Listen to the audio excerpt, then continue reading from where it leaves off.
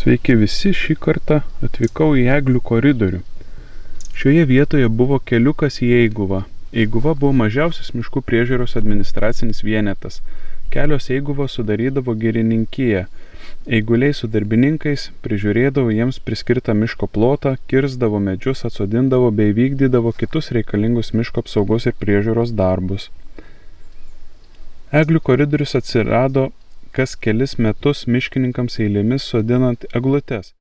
Palaipsniui suaugus jos pavirto ištisinį koridorių. Paprastosios eglės užauga iki 30–40 metrų aukščio. Jų kamienai siekia iki 70 cm, rečiau iki metro skersmens. Subrendusiomis laikomos eglės pasiekusios 71 metų amžių. Jos dauginasi sėklomis, kurias vėjas išnešioja iš jau subrendusių kankorėžių. Pastaruoju metu šylant klimatui eglynai daug kur pažeidžiami kenkėjų, tuos plotus miškininkai priversti iškirsti. Dėl tų priverstų iškirtimų, tai čia labai jau taip, man tai skamba kaip pretekstas tiesiog pjauti miškus, bet čia mano nuomonė. Taigi, o štai ir pats koridorius. Bet tikrai atrodo kaip koridorius, tiesa. Matau įgriuvusios kelios eglės, ar kas čia nutikę.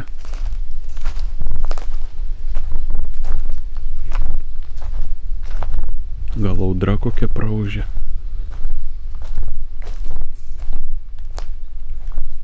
Jis labai trumpas, bet kaip čia gaivu. Oho, tarsi koks kondicionierius.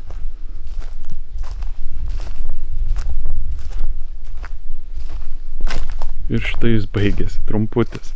Čia sodyba greta kažkokia. Kokios senos eglės jau.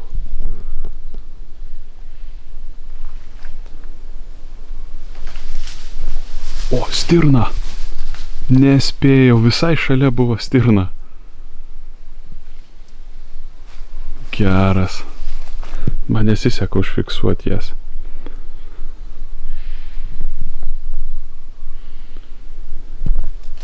Vat štai toks visiškai mini filmukas apie gana tokią atrodančią neįprastai, kažkiek mistiškai vietą, nors čia nieko mistiško nėra iš tikrųjų.